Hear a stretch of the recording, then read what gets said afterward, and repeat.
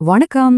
இன்னைக்கு நாம பார்க்க போறது கடவுளர்களை தேடிங்கிற ஒரு புது அனிமேஷனோட கதைய தான். யோசிச்சு பாருங்க, ரொம்ப அமைதியா இருக்கிற ஒரு உலகம் ஒரே ஒரு தாக்குதலால போரோட விளிம்புக்கே போயிடுது. ஒரு சின்ன மோதல் எப்படி ஒரு பெரிய புராண கதையோட ஆரம்பமா மாறுதுன்னு தான் நாம இப்ப பார்க்க போறோம். வாங்க கதைக்குள்ள போகலாம். பெரும்பனாந்தரத்திற்கு பேராபத்துகள் வரவரைக்கின்றன. அடேங்கப்பா, இந்த ஒரு வரி போதும் பல 100 வருஷமா இருந்த அமைதி சுக்குநூறா உடைய போகுதுன்னு சொல்றதுக்கு. சொல்லப்போனா ஒரு சகாப்தத்தோட முடிவே இங்கிருந்து தான் ஆரம்பிக்குது. சரி, அந்த பேராப்தோட முதல் அத்தியாயம் எங்க ஆரம்பிக்குது? மிரேஜ் நகரத்துல தான். அங்க அப்படி என்னதான் நடந்தது? வாங்க பார்க்கலாம். கதை ஆரம்பமே அதிரடியா இருக்கு. மிராஜ் நகரத்தோட தலைவர் கியாவோயூ அவரோட பையனோட கப்பல்ல போயிட்டு இருக்காரு. அப்போ திடீர்னு கடலுக்குள்ள இருந்து ஒரு பயங்கரமான மிருகம் அவங்க கப்பலை தாக்குது. அவங்க என்ன நினைக்கிறாங்கன்னா, இது ஏதோ ஒரு பைத்தியக்கார டிராகன் போலன்னு. ஆனா விஷயம் அது இல்ல. அந்த மிருகம் நீலச்சிறகு கடல் நாக மிருகம். முதல்ல இது ஏதோ சாதாரண மிருகம்னு நினைக்கலாம். ஆனா அதுதான் இல்ல. இது நீர்க்குளம்னு சொல்ற ஒரு சக்தி வாய்ந்த இனத்தோட புனித மிருகம். அது மட்டும் இல்ல, பெரும் வனாந்தரத்துல இருக்கிற 10 தெய்வீக மிருகங்கள்ல இதுவும் ஒண்ணு. அப்போ அப்படிப்பட்ட ஒரு புனித மிருகம் எதுக்கு தாக்க வரணும்? யோசிச்சு பாருங்க. இது நிச்சயம் ஒரு விபத்து கிடையாது. இது ஒரு செய்தி. இப்போதான் உண்மையான சதியே புரிய வருது. நீர்க்குளம் என்ன பண்ணிருக்காங்கன்னா, போர ஆரம்பிக்கிறதுக்கு ஒரு காரணம் வேணுங்கிறதுக்காக அவங்களே கும்பிடுற அவங்களோட புனித மிருகத்தே பலி கொடுக்க துணிஞ்சிட்டாங்க. இது வெறும் தாக்குதல்னு நினைக்கிறீங்களா? இல்ல, இது ஒரு அப்பட்டமான போர் பிரகடனம். ஒரு நிமிஷம், நீர்க்குளத்துக்கு எப்படி இவ்ளோ தைரியம் வந்தது? இது ஒரு நல்ல கேள்விதானே. ஏன்னா அவங்கள அடக்கி வைக்கக்கூடிய ஒரே ஒரு சக்தி கிட்டத்தட்ட 100 வருஷமா காணாம போயிடுச்சு. அந்த வெற்றிடம்தான் இப்போ இந்த அராஜகத்துக்கு காரணமா இருக்கு. சரி, யார் அந்த சக்தி?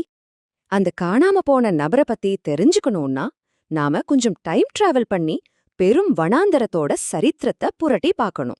ஏன்னா இப்ப நடக்கிற இந்த பிரச்சனைக்கு எல்லாம் ஆணிவேரே அங்கதான் இருக்கு. இந்த டைம்லைனை பாருங்க. இதுவே கதைய நல்லா சொல்லும். பல 100 வருஷமா 5 குலங்களும் ஒண்ணுக்கொன்னு அடிச்சுக்கிட்டு ஒரே கலப்பத்துல இருந்திருக்கு. அப்போதான் ஷென்னோங்னு ஒருத்தர் வர்றாரு. அவர்தான் இந்த 8 வனாந்தரங்களையும் ஒன்னா சேர்க்கிறாரு. அவர் ஆட்சியில சுமார் 150 வருஷம் உலகம் அமைதியா இருந்திருக்கு. ஆனா 100 வருஷத்துக்கு முன்னாடி அவர் திடீர்னு காணாம போனதுக்கப்புறம் அந்த அமைதி கொஞ்சம் கொஞ்சமா உடைய ஆரம்பிச்சிருச்சு. சரி, ஷென்னோங்குக்கு எப்படி இவ்ளோ பெரிய சக்தி கிடைச்சது? அதுக்கு காரணம் 5 நற்பண்புகள். இதேதோ சாதாரண விஷயம் இல்ல. ஆயிரக்கணக்கான வருஷத்துல ஒரு சிலருக்கு மட்டும் பிறப்பிலேயே கிடைக்கிற ஒரு வரம். அதனாலதான் அவரை மாதிரி இன்னொரு தலைவரை கண்டுபிடிக்க முடியாம இந்த உலகம் தவிச்சு போயிருக்கு. ஓகே, இப்போ 100 வருஷம் கழிச்சு கதை மறுபடியும் நிகழ்காலத்துக்கு வருது. நாஞ்சி மலைகள்ல விதி ஒரு பெரிய ஆச்சரியத்தை தயார் பண்ணி வச்சிருக்கு. இவ்வளவு நாளா காணாம போயிருந்த அந்த பேரரசர் இப்போ மீண்டும் வெளிப்படுறாரு. இங்கதான் கதையோட 2 முக்கியமான கதாபாத்திரங்கள் சந்திச்சுக்கிறாங்க. ஒரு பக்கம் 200 வயசுக்கு மேல உடம்பு முடியாத இறக்கும் தருவாயில இருக்கிற பேரரசர் ஷென்னோங். இன்னொரு பக்கம் துருதுருன்னு பெரிய ஹீரோ ஆகணுங்கிற கனவோட இருக்கிற துவோப்பா ஏங்கிற ஒரு இளம் நாடோடி. ஒருத்தரோட கதை முடிய போகுது, இன்னொருத்தரோட கதை ஆரம்பிக்க போகுது. இதுதான் கதையில ஒரு முக்கியமான டர்னிங் பாயிண்ட். ஒரு சின்னதா வாள் சண்டை நடக்குது. அதுக்கப்புறம் ஷென்னோங் ஒரு பிரம்மாண்டமான உண்மைய கண்டுபிடிக்கிறாரு. என்னன்னா, பாக்குறதுக்கு ரொம்ப சாதாரணமா தெரியுற இந்த பையன்கிட்ட தனக்கு இருந்த அதே அரிதான 5 நற்பண்புகள் இருக்கிறத கண்டுபிடிக்கிறாரு. ஒரு புதிய நம்பிக்கை அங்கே பிறக்குது. ஆனா ஒரு பிரச்சனை. ஷென்னோங் உடம்புல ஏறின விஷத்தால கொஞ்சம் கொஞ்சமா அவர் உடம்பு கல்லா மாறிக்கிட்டு வருது. அதனால தன்னோட கடைசி மற்றும் மிக முக்கியமான ஒரு வேலைய துவபா ஏக்கிட்ட ஒப்படைக்கிறார். இது சாதாரண வேலை இல்ல, ஆயிரக்கணக்கான உயிர்களை காப்பாத்த போற ஒரு பெரிய பணி. இப்போதான் இந்த மொத்த சதிக்கும் தின்னால இருக்கிற வில்லன் யாருன்னு தெரிய வருது. அவன் பேரு ஷூலாங். ஷென்னோங் இறந்துட்டார்னு செய்தி தெரிஞ்ச அடுத்த நிமிஷமே மிரேஜ் நகரத்தை தாக்கச் சொல்லி நீர்க்குளத்துக்கு உத்தரவு போட அவன் ரெடியா காத்துக்கிட்டு இருக்கான். அதாவது நேரம் ரொம்ப ரொம்ப குறைவா இருக்கு. அப்போ துவோபாயோட மிஷன் என்ன? ரொம்ப சிம்பிள். 1, ஷென்னோங் கொடுக்கிற தெய்வீக மரச்சின்னத்தை எடுத்துக்கணும். 2, யூபிங் மலைக்கு போய் அங்க இருக்கிற பச்சை பேரரசரை பார்க்கணும். 3, இதையெல்லாம் வெறும் 7 நாளைக்குள்ள செய்யணும். 4, அந்த செய்திய சரியா கொடுத்தாதான் மிரேஜ் நகரத்தின் மேல நடக்க போற தாக்குதலை நிறுத்த முடியும். இது ஒரு நேரத்தோட போட்டி போடுற மாதிரியான ஒரு ஓட்டப்பந்தயம். ஒவ்வொரு நிமிஷமும் முக்கியம். சரி, இந்த கஷ்டமான பயணத்துக்கு தோபா ஏவ வெறும் கையோட அனுப்பல ஷென்னோங்.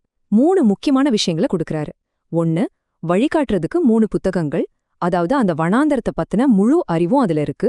2வது, ஆபத்து நேரத்துல உதவுறதுக்கு 16 சக்தி வாய்ந்த மாத்திரைகள், கடைசியா வுஃபெங் வாள கோங்சாங்கிற ஒரு தேவதை கிட்ட திருப்பி கொடுக்கணும்னு ஒரு சத்தியம்.